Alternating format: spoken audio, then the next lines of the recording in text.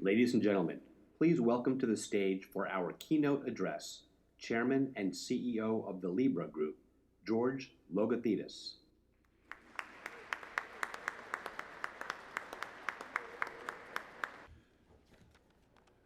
Good evening, ladies and gentlemen.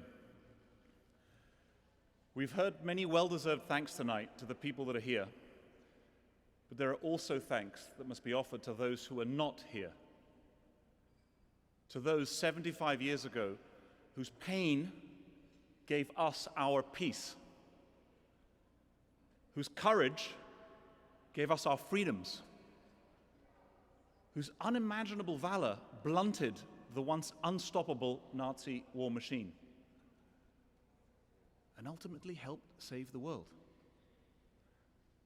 The same blood flowing through their veins as the 300 Spartans 2,000 years before, a beachhead against tyranny. And it all started with 3 simple letters: Oxi. I want to thank Andy and Mike.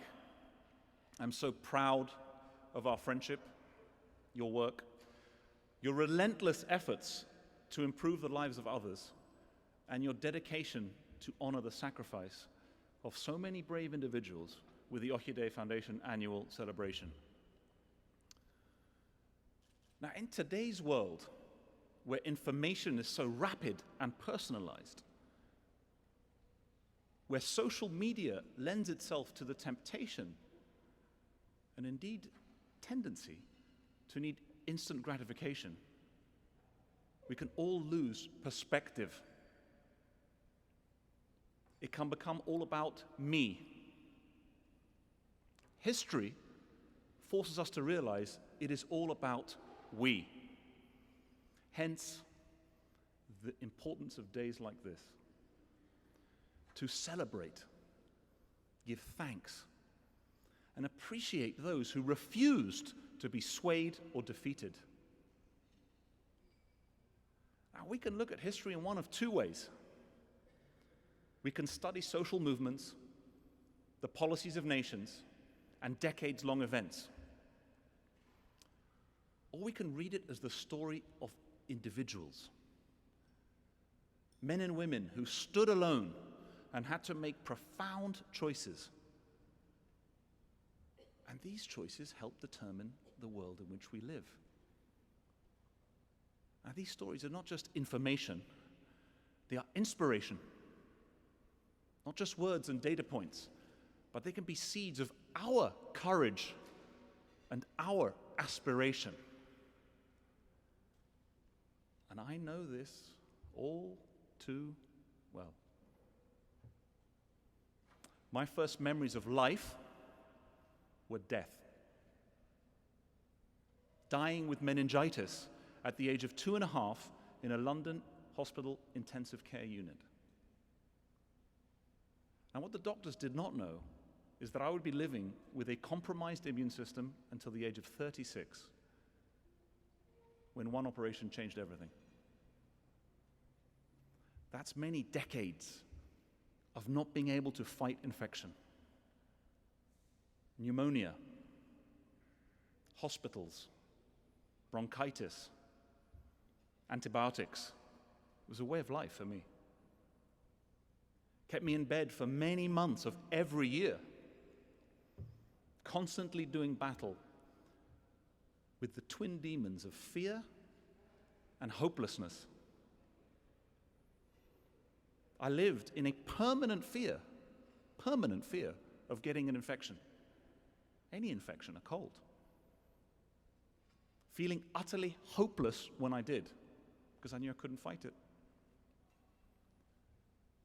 Now, throughout this time, I gained strength and courage from reading the stories of great men and women of the past.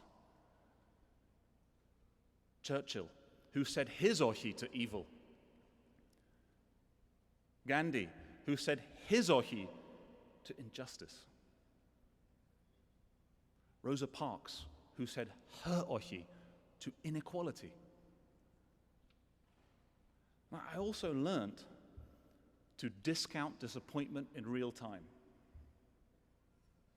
I learned to manufacture positivity during those times of distress and hopelessness. I learned to keep the faith when it was so very easy to lose it, to give up, to be tempted to succumb to bitterness instead of attaching meaning to suffering, which enabled me to make the choice of optimism over despair. Now, one strong antidote to our own frailties is taking inspiration from the strength of others. When someone says something is impossible, take it as inspiration, challenge, motive. I can't tell you how many countless days and nights I was sick in bed, and the courage to keep going came in large part from studying the greats of the past. Ladies and gentlemen, I believe it is only through exposing our own vulnerabilities that we can actually encourage others to overcome their own. We all need heroes. The president needs them. The poor souls escaping Syria today need them. And we need them.